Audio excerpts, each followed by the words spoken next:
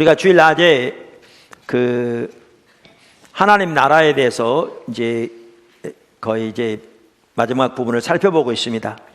자, 그러면서 하나님 나라의 한 부분인 하나님 나라 영적 전쟁에 대해 살펴보는데, 그러면서 오늘은 지난주에 이어서 우리가 입어야 할 하나님의 전신갑주에 대해서 살펴보기 원합니다.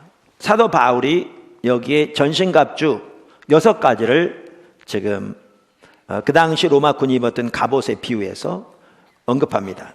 그 6가지는 허리띠, 흉배, 신, 방패, 투구, 그 다음에 검입니다. 자, 하나씩 살펴보겠습니다. 진리의 허리띠. 그러니까 로마, 이렇게 여러분 옛날 영화를 보시면 로마 군인들 옷이 길었어요. 그래서 그들이 무장할 때 가장 먼저 착용한 군장은 허리띠였습니다. 그러니까 허리띠로 이 몸을 이렇게 묶어야 민첩하게 움직일 수 있는 거죠. 뿐만 아니라 이 허리띠에 칼 등 무기를 장착할 수 있었습니다. 근데 이게 그 당시 상황이었는데, 이것을 비유로 들면서 사도 바울은 성도들에게 하나님의 전신갑주를 입되 진리의 허리띠를 차야 한다, 이렇게 말하고 있습니다. 그래서 여기에 진리의 허리띠는 뭐냐? 진실함과 정직함입니다. 진실함과 정직함. 그러니까 우리가 영적 전쟁에서 승리하기 위해서 가장 먼저 입어야 할 갑옷이 뭐냐? 진실함과 정직함, 혹은 진실함과 성실함입니다. 성실함입니다. 제가 오늘 페트라 주석을 많이 인용할 텐데 귀한 주석입니다, 제가 보기에. 그리고 어떻게 보면 거의 대부분의 경우에 있어서 일부를 제외하고는 저도 정확하게 같은 의견을 가지고 있고요. 그래서 그 페트라 주석에 보면 여기 이렇게 얘기합니다. 그러니까 진리로 너의 허리띠를 띠고, 이 부분에 대해서 허리띠를 띠고는 당시의 의복으로 인해 생겨난 은유이다. 당시 의복은 발목까지 내려오는 긴 옷이었다. 그래서 전투를 하기 위해서는 먼저 옷을 붙들어 매야 했다. 이렇게 의복을 잡아매는 띠는 진리이다. 여기서 진리는 복음이라기보다는 진실함과 충실함을 의미한다. 왜냐하면 본절의 은유가 이사야서 11장 5절에서는 공의로 그 허리띠를 삼으며 성실로 몸의 띠를 삼으리라고 기술하여 메시아에게 적용되기 때문이다. 그러면서 많은 학자들의 이름을 나열합니다. 그러니까 그분들도 동일하게 그렇게 이해한다, 이 뜻이죠. 여러분, 이걸 기억하십시오. 사탄의 유일한 목적은 어떻게 보면 하나님의 백성들인 우리에게서 도둑질하고 죽이고 훔치기 위한 겁니다. 우리가 지난주에 살펴봤습니다. 사탄의 유일한 목적은,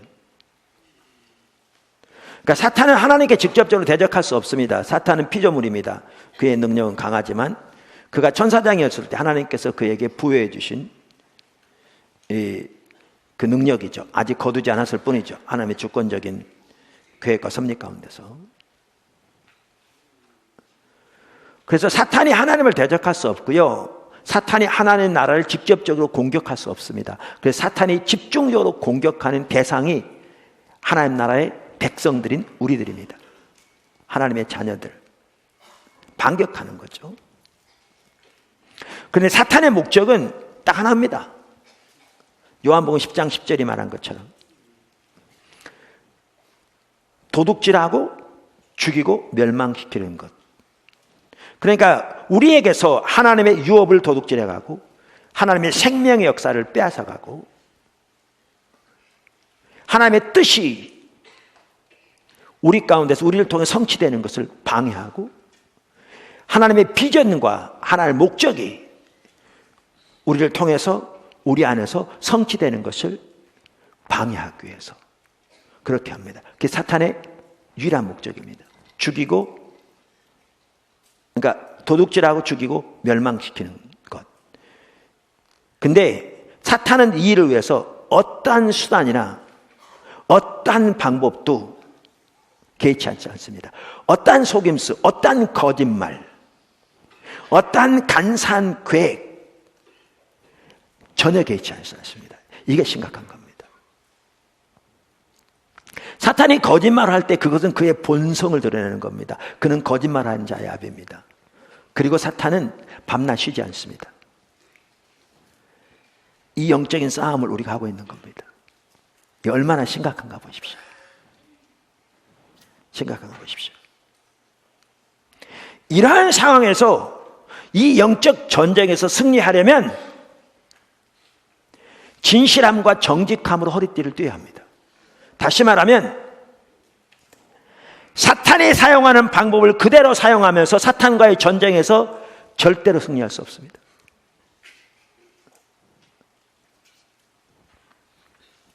절대로 승리할 수 없습니다. 위선과 거짓과 속임수를 가지고 사탄과의 전쟁에 승리할 수 없습니다. 그건 사탄의 수법입니다. 그의 방법대로 그와의 싸움에서 이길 수 없습니다.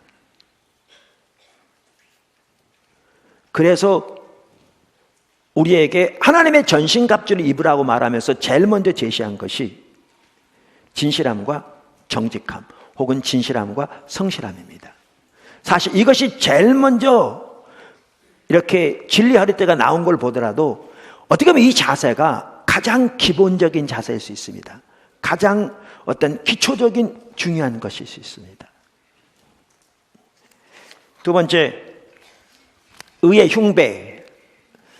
새로 번역한 개역 개정 성경에는 의의 호심경 이렇게 번역되어 있습니다. 그러니까 흉배, 호심경은 뭘 가리키냐면요, 로마 군인들을 보면 이렇게 가슴에다 차는 거 있었죠. 이렇게 이게 양쪽으로 앞뒤로 이렇게 있는 이 갑옷을 말합니다. 이렇게. 그러니까 이것이 흉배입니다. 여기에 말하는. 그러니까 이 갑옷은 심장, 간, 폐 등 주요 기관들을 보호하는 겁니다. 보호하기 위한 겁니다. 근데 여기 보면 이 흉배를 이렇게 차야 되는데, 흉배가 뭐냐? 지금 사도 바울은 의의 흉배를 차야 한다 이렇게 말합니다. 의의 흉배. 그러니까 아까 허리띠가 진리라면 여기에 흉배는 의인 거죠. 의의 흉배를 차야 한다 이렇게 말합니다. 그러면 여기에 의는 뭐냐? 의는 뭐냐? 학자들은 여기에 의를 아까 하나님이 입으신 갑옷, 그것을 배경으로 삼고, 또한 에베소 5장 8절 9절 보더라도 거기에 의는 의로운 행실을 말하거든요. 의로운 행실을. 그 제가 한번 읽어볼게요. 너희가 전에는 어둠이더니 이제는 주 안에서 빛이라. 어둠은 하나님 나라, 그러니까 어둠은 사탄의 나라의 특징인 거죠. 거기에서 하나님 나라, 빛으로 특징되어지는 하나님 나라로 우리가 옮겨진 거잖아요. 우리의 신앙이. 그러면서 이제는 빛이라, 빛의 자녀처럼 행하라. 그러면서 빛의 열매는 모든 착함과 의로움과 진실함에 있느니라. 이렇게 말함으로써 이러한 구절들을 토대로 해서 여기에 의는 의로운 성품과 행실을 말한다라고 이해합니다. 그런데 저는 당연히 여기에 의로운 성품과 행실을 의미하되 예수 그리스도의 의를 힘입는 그것을 같이 저는 말합니다. 이해합니다. 왜냐하면 그것도 영적 전쟁에서 매우 중요한 무기거든요. 그래서 저는 두 가지 다를 여기에 포함시키기를 원합니다. 제가 아까 페투라 주석을 읽어보겠습니다. 이렇게 돼 있어요. 흉배는, 이제 개역 한글에 흉배는 목에서 허벅다리까지 가리는 것으로 가슴과 폐를 보호하는 역할을 한다. 이 은유는 이사야 59장 17절에서 하나님께 적용되고 있다. 아까 살펴본. 여기서 의는 그리스도인한 칭의, 그러니까 믿음으로 말미암아 의롭게 되는 것, 칭의가 아니라 올바르고 선한 도덕적 온전함을 의미한다. 그러면서 몇몇 학자들도 의미합니다. 이렇게 얘기하는데 아까도 말씀드린 저는 그 두 가지를 다 여기에 포함시킬 수 있다. 특별히 영적 전쟁에서 이 두 가지 다 핵심이다. 이렇게 말씀드리고자 하는 겁니다. 자, 그럼 여기 의의 흉배 중에 한 부분이 뭐냐면 우리는 철저하게 오직 예수 그리스도의 의만을 힘입어 서야 합니다. 할렐루야. 그것이 우리를 보호합니다. 우리를 보호합니다.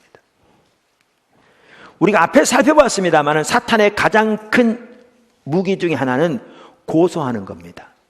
사실 사탄이라는 단어 자체가 뜻이 참소하는 자, 고소하는 자라는 뜻입니다. 그래서 사탄의 가장 큰 무기 중에 하나가 고소하는 것, 참소하는 것입니다. 그런데 그것으로부터 우리를 보호하는 것이 십자가의 공로를 믿음으로 의지하는 것입니다. 다시 말하면 오직 예수 그리스도의 의를 의지하는 것입니다. 의의 흉배를 차는 것입니다. 쉽게 설명하면 내 속에 어떠한 선한 것도 없는 것을 선명히 인식하고 그렇기 때문에 예수 그리스도가 우리의 의가 되신다는 사실을 선명히 인식하고 자기 의를 의지하는 것을 배설물처럼 버리고 오직 십자가의 공로만을 그 의만을 믿음으로 의지하여 순간순간 하나님 앞에 서는 것, 이것이 영적 전쟁에서도 가장 중요한 요소 중에 하나입니다. 십자가에 대한 삶을 우리 모두는 배우고 살고 그 안에 자라나야 합니다. 세 번째, 평안의 복음에 예비한 신. 평안의 복음에 예비한 신. 이게 개역 한글에 이렇게 돼 있었고요. 제가 이야기로는 개역 개정판에 이걸 뭐라고 번역했냐면 평안의 복음이 준비한 것 이렇게 돼 있어요. 그러니까 둘이 약간 번역이 다르죠. 이 다른 이유는 이 부분에 대해서 학자들이 두 가지를 봐요. 견해가 둘로 나눠져 있어요. 그 의미에 대해서. 근데 그 두 가지를 지금 반영한 겁니다. 각기. 자, 우선 로마 군인들의 신 구두는요, 먼 거리를 행군할 때에 적합하도록, 그래서 발이 편리하도록 고안되었고요.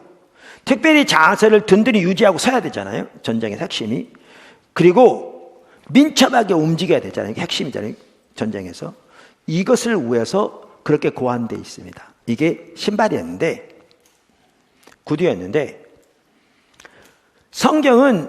사도 바울은 성령의 감동으로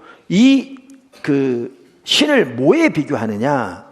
평안의 복음에 예비한 신이라. 이렇게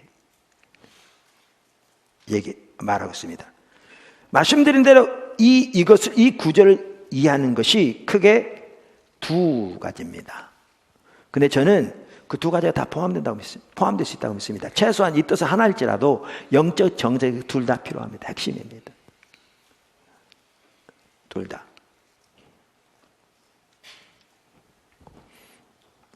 자, 그 중에 하나는 뭐냐? 하나는 우리는 언제든지 평화의 복음을 다른 사람들에게 나눌 준비가 되어 있어야 한다라는 겁니다.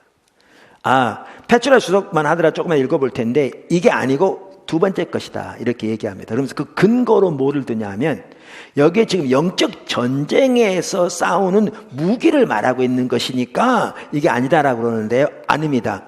영적 전쟁에서 전쟁을 위해서도 이 부분이 필수적인 요소 중에 하나입니다. 필수적인 요소 중에 하나입니다. 무슨 말입니까? 우리가 하나님 나라의 영적 전쟁을 전반적으로 살펴보면서 공격자는 누구라고요? 하나님이라고요. 예수님이라고요. 예수님이 사탄의 통치 아래 신음하는 그러니까 사탄의 나라에 침입해서 사탄의 권세를 묶고 그 아래 신음하는 사람들을 건져내서 구원하시고 자유케 하시고 치유하시고 회복시키신 것이 이 하나님 나라의 일이었잖아요. 그래서 공격자가 하나님이라고요. 예수님이라고요. 다시 말하면 교회죠. 교회가 하나님 나라의 전진기잖아요. 그럼 우리가 들어가되 뭐를 가지고 들어가는 겁니까?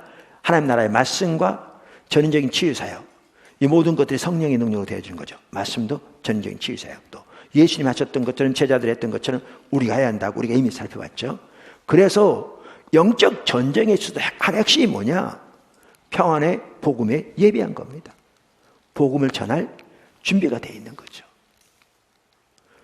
민첩하게 준비되어 있어서 하나님께서 귀해 주시는 대로 성령께서 인도하시는 대로 복음을 전할 수 있도록 예비되어 있어야 하는 거죠. 이것이 영적 전쟁의 핵심적인 요소입니다. 아멘. 사실 우리 모두가 이 부분에 준비되어 있어야 합니다. 그래서 앞으로 우리 모든 성도들을 복음을 잘 전할 수 있는 훈련도 또 시키려고 지금 하고 있습니다.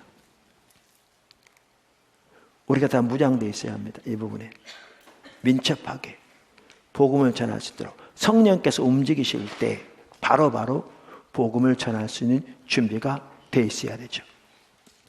그 다음에 또 하나 여기에 다른 각도에서 보는 견해도 있습니다.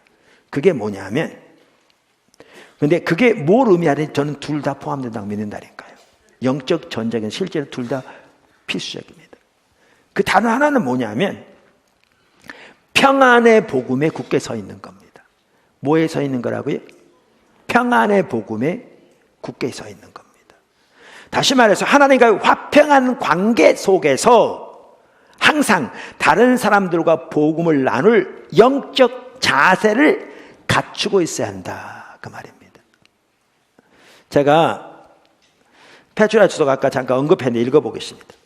이 부분에 대해서 본절의 의미에 대한 해석은 예비한 것에 해당하는 헬라어 헤토이마시아를 어떻게 해석하느냐에 따라 두 가지로 나눈다. 그러면서 하나가 뭐냐, 혹자는 헤토이마시아가 이사야서 52장 7절에 유리한 것으로, 이사야서 52장 7절에서 유리한 것으로 보아 본절은 복음을 선포하기 위하여 준비하는 것을 의미한다고 주장한다. 그래서 학자들 쭉 얘기합니다. TEB 성경, 또 많은 다른 성경도 그렇게 번역하고 있습니다. 또 두 번째, 혹자는 또 다른 사람들이죠. 헤토이마시아가 시편 8편 1절에서 9편 14절에서 유리한 것으로 보아 본절은 악의 세력과의 전투에 대항하기 위하여 평안의 복음으로 준비된 상태를 의미한다고 주장한다. 그래서 많은 학자들을 쭉 언급합니다. 그러면서 아까 페트라 주석의 학자는 이렇게 말하죠. 이 두 견해 중 후자가 타당하다. 왜냐하면 본절은 마귀의 괴계에 대항하여 올바로 서기 위해서 전신갑주를 입는 것이기 때문이다. 그런데 이 목적을 위해서도 첫 번째도 매우 중요하다고 아까 말한 대로. 그러면서 이렇게 말합니다. 한편 평안의 복음은 우리의 평화이신 그리스도 안에서 구현된 것으로 수직적 수평적 화해를 초래하였다. 이 복음을 통해서 그리스도인들은 원수 관계였던 하나님과의 화해 관계를 이루었을 뿐만 아니라 유대인과 이방 사이의 벽을 허물어 우주적 통일성을 이루었다. 무슨 말이냐? 이 복음을 통해 화평케 된 거잖아요. 가장 먼저 하나님과 그 다음에 다른 사람과. 그런데 이 두 번째 해석은 뭐냐 하면 이 평화의 복음에 굳게 서야 한다는 거죠. 다시 말하면 하나님과의 화평한 관계 가운데서 이 평화의 복음을 사람들과 나눌 준비가 항상 있어야 한다, 그 말이죠. 네 번째, 믿음의 방패. 우선 여기 방패에 대해서는 지난번에 이미 살펴봤습니다. 이렇게 조그마한 방패를 말하는 게 아니고요, 큰 방패. 그래서 이렇게 쭉 연결해 놓으면 이렇게 담처럼 벽처럼 이렇게 쌓이는. 여러분 영화 보시면 로마 군대에 대한 그 영화에 많이 그런 게 나옵니다. 그 당시에 가장 큰 그 공격 무기 중에 하나가 뭐였냐면 그 불화살이었다니까요. 불화살 한꺼번에 쏴대면 얼마나 많은 불화살이 날아오는지 하늘이 덮일 만큼, 해가 가려울 만큼. 그런데 끝에가 불이 달려 있어서 그래서 박힌 것만 다 태우는 거죠. 사람이 박히면 사람이 불 붙고 뭐 집 다 동네 다 태워버리는. 근데 그 불화살을 막을 수 있는 방패가 갑옷이 뭐였느냐? 방패를 쭉 연결해서 그 뒤에 숨는 거고, 그 방패는 처리돼 있어서 그 당시 약품이 처리돼 있어서 거기에 화살이 꽂히면 불이 꺼지는 거죠. 이런 일이 있었는데 사도 바울은 뭐라고 말하냐면 믿음의 방패를 가지라고 말하면서 이 믿음의 방패가 사탄의 불화살로부터 우리를 보호한다 이렇게 말하는 거죠. 그럼 먼저 사탄의 불화살은 뭘 말합니까? 지난번에 나눴습니다마는 사탄의 불화살은 우선 사탄의 집중적인 공격을 말합니다. 하늘을 덮는 것 같은 집중적인 공격. 그러니까 때로는 핍박이 될 수 있고 대적이 될 수 있고 억압적인 환경도 될 수 있고 말을 통한 공격도 될 수 있는데 혹은 여러 가지가 복합적으로 다가올 수 있는데 하늘을 덮을 만큼 집중적인 공격이 우리에게 다가올 때가 있습니다. 하나님 나라에 우리가 참여함에 있어서. 근데 이때 그 집중적인 공격에서 우리가 이길 수 있는 무기가 뭐냐? 믿음의 방패인 거죠. 믿음의 방패. 그래서 하나님의 능력과 신실함과 하나님의 사랑과 하나님의 말씀을 신뢰하는 그 믿음. 때로는 지난번에 말씀드린 대로 죽으면 죽으리라는 자세로 하나님 말을 의지하고 서는 그 믿음. 그 믿음이 우리를 이기게 합니다. 다섯 번째, 구원의 투구. 투구는요, 머리에 쓰는 거죠. 그러니까 청동이나 합금으로 되어 있어서 도끼로 내리쳐도 쉽게 깨어지지 않았답니다. 그 당시 투구는. 근데 그 투구의 기능은 머리를 보호하기 위한 겁니다. 근데 이런 상황에서 사도 바울이 그러면 하나님의 전신갑주를 입되 그 투구는 뭐에 해당하느냐? 구원의 투구라고 말합니다.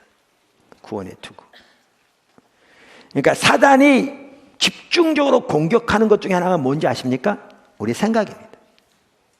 생각. 이 생각이 치열한 영적 전쟁터입니다. 그러니까 우리가 가치관의 전쟁이라고 살펴봤잖아요. 그래서 가장 큰 전쟁이 가치관의 전쟁인데 문제는 이 가치관의 전쟁만이 아니라 이 전쟁터가 어디냐? 심각한 전쟁터. 이 생각이라는 거예요. 그래서 사탄이 우리의 생각을 통해서 공격하는 거죠. 반격하는 거죠. 두려움, 의심, 부정적인 생각, 불신, 우울증, 정신적 혼란 등등. 여러분, 호르몬 작용으로 우울증이 올 수도 있지만요, 영적인 공격도 있습니다. 근데 이때 우리가 구원의 투구를 써야 되는데 이 생각을 보호하기 위해서 그 투구가 뭐냐? 구원의 투구입니다. 제가 이 구원이 모르면 문자가 늘 구원 의미예요. 제가 그래서 밧줄에 서 읽어볼게요. 먼저 여기 투구는 다른 곳에서 구원의 소망으로 나타나나 데살로니가서 5장 8절 본절에서의 투구는 이미 실현된 구원을 가리킨다. 이미 실현된 구원을 가리킨다. 그러면서 학자들 여기 나열하고 있습니다. 왜냐하면 에베소 교인들이 이미 구원을 얻은 것으로 나타나기 때문이다. 하나님께서 예수 그리스도 안에서 주신 구원은 악한 세력과의 전투에서 그리스도인들을 보호하는 전신갑주 중 하나다. 자, 그럼 여기 보면 구원받은 성도들에게 구원의 투구를 쓰라 그랬잖아요. 그렇죠? 구원의 투구인데 이미 구원받은 성도들에게 구원의 투구를 쓰라 그 말은 뭐예요? 구원의 확신을 가지라는 거죠. 그 구원의 토대에 서라 그 말이에요. 아멘? 이미 하나님께서 우리에게 주신 이 구원의 이 토대 위에 서라 그 얘기죠. 그래서 여기에 중요한 게 뭐냐면 제가 얼마 전에 그 설교한 우리 인생의 가장 중요한 두 가지 지식. 하나님이 누구인가, 하나님의 내가 누구인가. 특별히 그걸 좀 더 세분하면 그래서 예수님의 십자가 부활을 통해 하나님이 어떤 일을 이루셨는가, 그리고 그 결과로 어떤 사람이 되었는가. 그러니까 우리에게 주신 구원이 얼마나 위대하고 하나님이 우리 사랑하신 하나님의 사랑이 얼마나 크고 놀라우며 우리가 하나님에서 얼마나 존귀한 존재이며 우리를 하나님이 얼마나 우리의 큰 권세를 주시고 위대한 하나님의 일로 우리를 부르셨는가를 단순히 지적으로 뿐만 아니라 영적으로 아는 것. 하나님의 말씀에 토대해서 이게 우리의 삶 전체에서 뿐만 아니라 영적 전쟁에서 이게 핵심적입니다. 이게 구원의 투구입니다. 여섯 번째, 성령의 검. 여기에 이제 검은요, 그 당시 로마 이 군인들이 사용하던 검인데, 큰 장검 말고 30cm나 40cm 되면 이 작은 검이에요. 여기 뭐죠? 그 허리띠에 메고 있다가 특별히 육탄전에서 신속하게 적을 찌르기 위한 그 무기가 이 검이었어요. 근데 그러니까 이 무기는 방어용 무기일 뿐만 공격용 무기이기도 해요. 여기 보면. 그런데 이렇게 이 칼을 썼는데 사도 바울은 이걸 이걸 비유해서 그러면 검을 어떻게 말하냐면 영적인 하나님의 전신갑주로서 성령의 검, 곧 하나님의 말씀이라 이렇게 말하는 거예요. 그러니까 여기 하나님의 말씀이에요. 하나님의 말씀이란 단어의 말씀이란 단어는요, 레마라는 단어예요. 레마라는 단어입니다, 여기. 그러니까 하나님의 입에서부터 나오는 말씀이에요. 그 다음에 이게 성령의 검이라고 나와요. 다시 말하면 성령께서 주시고 성령에 의해 사용되는 검을 말하는 거죠. 그러니까 성령이 주시거나 성령에 의해서 사용되는 하나님의 입으로부터 나오는 말씀이 지금 여기에 검이에요. 검이에요. 그러면 여기에 검이 뭘 말하겠느냐라는 거죠. 구체적으로 뭘 말하겠느냐? 제가 존 더반이라는 그 출판사에서 나온 매우 복음적인 출판사입니다. 미국에 얼드먼, 존 더반, 베이커 이런 출판사들이 다 복음주의적인 매우 귀한 출판사들입니다. 미남 침례교단 출판사 등 거기 그 외에 그렇습니다. 그 존 더반에서 나온 The Expository Bible Commentary라는 주석 시리즈가 있어요. 거기에 에베소 주석을 쓴 학자가 이렇게 정리했더라고요. 여기 하나의 말씀이 뭘 의미하느냐? 종합적으로 말하면 여기에 검을 학자들이 크게 5가지로 본다는 거예요. 그러니까 5가지 중에 하나를 본다는 거, 서로 의견이 다르다는 거죠. 5가지를 말한다는 거죠. 첫째, 일부는 이 말씀을 구약의 성경 말씀으로 이해하고요. 두 번째, 일부는 예수님과 사도들의 말씀, 즉 그게 나중에 신약이 되는 거죠. 세 번째는 복음으로 이해하는 거죠. 복음의 하나의 능력입니다. 아까 제가 페트라 주석 안 읽었나요? 그 읽으면 페트라 주석 이렇게 돼 있어요. 그러니까 그분도 이걸 복음으로 보는 거죠. 예, 제가 읽어볼게요. 성령의 곧 하나님의 말씀을 가지라. 전신갑주 중에서 유일한 무기는 성령의 검이다. 성령의 검은 하나님의 말씀이며 이는 성령에 의해서 주어진다. 그러면서 본절의 말씀에 해당하는 헬라어 레마는 복음을 가리킨다. 그러니까 이분도 복음으로 보는 거예요. 그 다음에 네 번째는, 그러니까 이거 일부는 또 어떻게 보느냐면, 네 번째죠. 그 순간에 심각한 필요를 채우기 위해 성령께 주시는 말씀. 이렇게 말하고요. 그 다음에 마지막으로 일부는 또 어떻게 보느냐. 성령께서 기독교인을 통해서 하시는 기도. 그러니까 성령이 우리를 통해 하는 기도. 일부는 그걸 방언 기도라고 말하기도 하는데. 왜 그렇게 보느냐면 18절에 아까 말한 무시로 성령을 기도하라. 이제 이걸 근거로 그렇게 말하는 거죠. 제가 보기에는 이거는 이제 주로 오순절 계통의 사람들이 그렇게 얘기하는 것 같습니다. 자, 이렇게 보는데, 그러면 이 중에서 도대체 뭘 말하느냐? 아니면 이 외에 뭘 말하느냐? 이제 많은 거죠. 그러면서 그 스파지토리 주석은 이걸 설명했어요. 아주 잘 표현했어요. 그것이 뭐든지 이건 분명한 사실이에요. 예수님께서 마태복음에 나오는 시험을 받으시는 사건에서, 자 보세요. 예수님이 마태복음 4장에 보면 마귀의 시험을 받았잖아요. 그렇죠? 이때 예수님이 하신 말씀 중에 하나가 뭐냐면 하나님의 입으로부터 나오는 말씀으로 살리라 이렇게 말씀하셨어요. 신명기 8장 3절에 인용하신 거죠. 그런데 이때 이 말씀이란 단어가 레마예요. 이때. 그러니까 하나님의 입으로부터 나오는 말씀, 레마예요. 하나님의 입으로부터 나오는 레마, 말씀. 그렇게 언급하신 것과 그 다음에 예수님은 마귀의 괴계를 대적하기 위해서 시적절한 뭐를 사용하셨죠? 성경 말씀을 사용하셨죠. 그러니까 여기 보면 말씀인데 성령에 의해 주어지고 성령에 사용되는 말씀이라, 하나님의 입으로부터 나오는 말씀이라고 그랬잖아요. 그러면 이 부분을 보면 저는 정확하게 뭔지는 모를지 모르지만 어느 정도 감을 잡을 수 있을 것 같아요. 예수님의 예를 보면 제일 좋은 예가 예수님 예거든요. 그럼 보십시오. 예수님은 3번 다 하나님의 말씀으로 대적하셨어요. 4장 4절에 기록되었으되 사람이 떡으로만 살 것이 아니요 하나님의 입으로부터 나오는 말씀으로 살 것이니라. 이 말씀을 왜 말하니까요. 그 다음에 7절에는 기록되었으되 주내 하나님을 시험하지 말라 했으니라. 10절에 기록되었으되 주 너의 하나님을 경배하고 다만 그를 섬기라 하였느니라. 그럼 이렇습니다.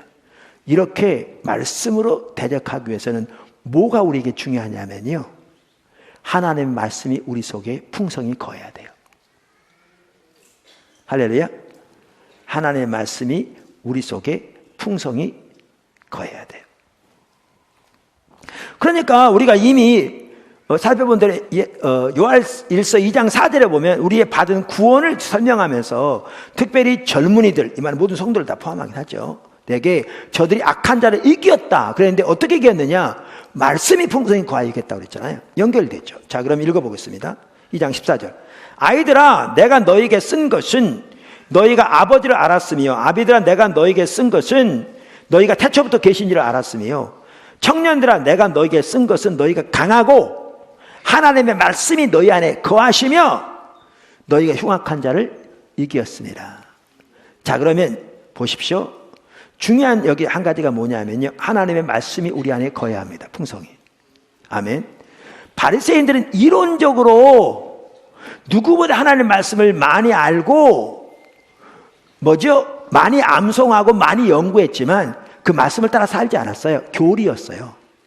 심지어 어떤 분은 그러잖아요. 요즘 조직 신학자 중에 성경 한 번도 안 읽은 사람들이 없지 않다고. 신학자들 책만 읽었지. 교리를 정리하는 거와 말씀을 통해 하나님의 길을 깨닫고 그 길에 삶을 조정해 삶을 드리는 완전히 다릅니다. 예수님은 하나님의 말씀이 자신의 생명이었어요.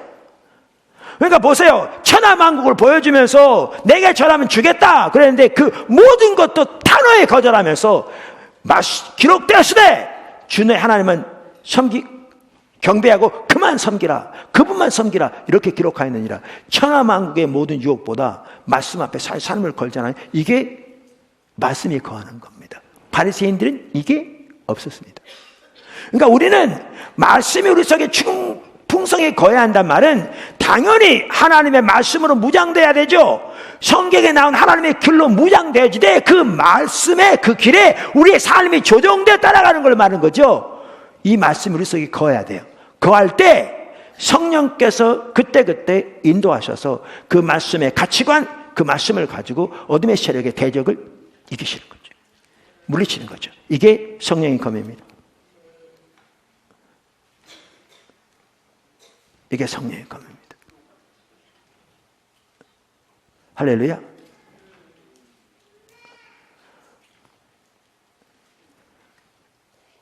이와 같이 우리는 전신갑주를 입어야 합니다.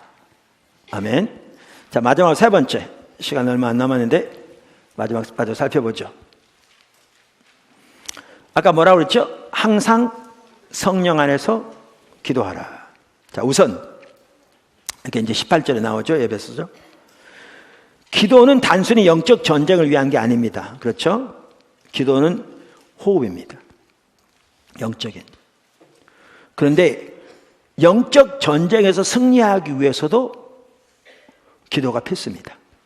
그래서 예수님께서 겟세마네 동산에서 졸고 있는 제자들에게 그렇게 말씀하셨잖아요. 예를 들면 누가복음 22장 46절만 하더라도 어찌하여 자느냐, 시험에 들지 않게 일어나 기도하라 하시니라. 지난번에 살펴봤듯이 이 일 전에 어떤 일이 있었죠? 사탄이 너희들을 밀가부르듯 하려고 요청하였으나, 그러니까 이 밀가부르듯 한다, 이게 시프트, 영어로 작은 장은 씹다 그 말이죠. 그러니까 사탄이 제자들을 씹으려고 요청했다 그 말이잖아요. 그러니까 제자들 모두가 다 예수님 배반하고 떠나는데 이게 사탄의 공격이 있었습니다, 배후에. 그러면서 뭐라고 그러냐면 시험에 들지 않도록 기도하라 이렇게 돼 있어요. 그럼 이걸 뭘 볼 수 있어요? 기도가 영적 전쟁에서 승리하는 핵심적인 하나의 그 방패인 걸 볼 수 있습니다. 전신갑주는 안 들어가지만 그래서 크게 세 가지가 중요하다고요. 영적으로 강건해지고 전신갑주, 그 다음에 기도. 아멘. 자, 두 번째, 여기 또 하나 중요한 게 있습니다. 그게 뭐냐면 서로를 위해 기도하는 겁니다. 18절 다시 한번 보시죠. 모든 기도와 간구로 하되 항상 성령 안에서 기도하고 이를 위하여 깨어 구하기를 항상 힘쓰며 여러 성도를 위하여 구하라. 그리고 그 다음에는 자기를 위해 기도하라고 말합니다. 이게 너무 중요합니다. 자, 보십시오. 성경에도 보아도요, 한 겹줄은 끊어지지만 3겹줄은 끊어지지 않잖아요.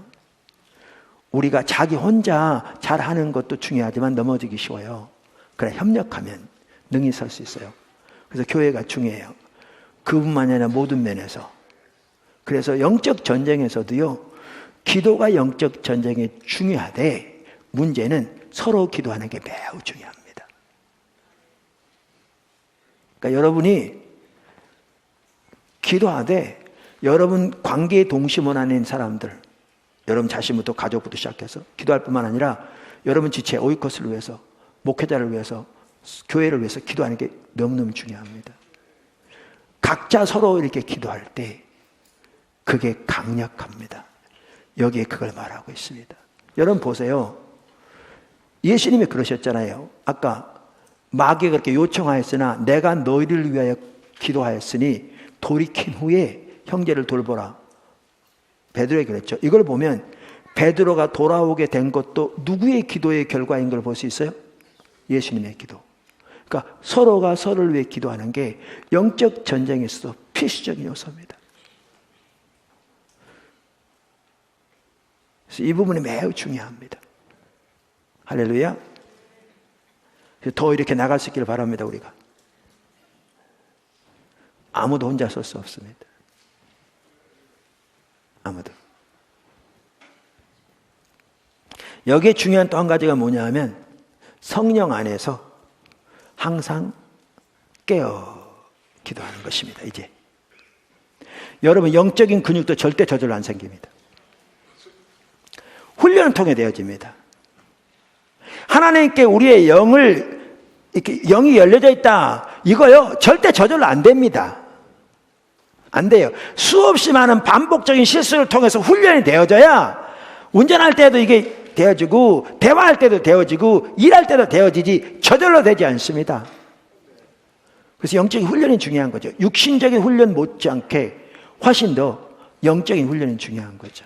그런데 이렇게 기도가 영적 전쟁에서도 승리의 필수적인 한 가지 요소인데 그 한 가지 매우 중요한 게 성령과 동행하는 삶을 사는 것이고 이거는 영적 전쟁뿐만 우리 신앙의 모든 면에서 필수죠. 그런데 거기에 한 핵심은 우리의 영이 우리가 무엇을 하든지 항상 하나님께 열려져 있는 겁니다. 이게 성령 안에서 항상 기도하는 것의 한 핵심입니다. 그리고 이 모든 것은 영적인 훈련으로 되어집니다. 훈련되어집니다. 오늘 하나님의 전신갑주 살펴봤습니다. 여러분 기억하십시오. 마귀는 한 가지 목적 가지고 있습니다.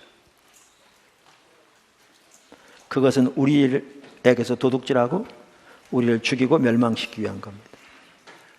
그리고 마귀는 그 목적을 위해서 어떠한 수단, 어떠한 방법 가리지 않습니다. 어떠한 거짓말, 어떠한 속임수, 어떠한 미혹 아무것도 가리지 않습니다. 그리고 마귀는 24시간 쉬지 않습니다.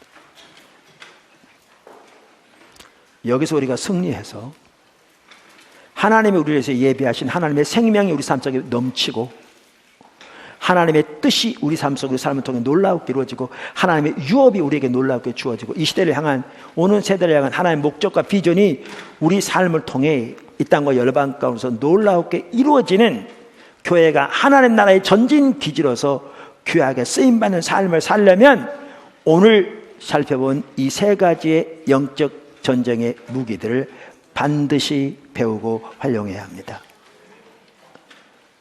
그래서 우리들이 다 그렇게 승리해서 성경 말하는 대로 싸워서 이겨 든들이 서게 되시기를, 그리고 하나님의 그 모든 유업이 다 이렇게 주어지고 그 모든 생명을 다 누리게 되기를 예수님의 이름으로 축원합니다.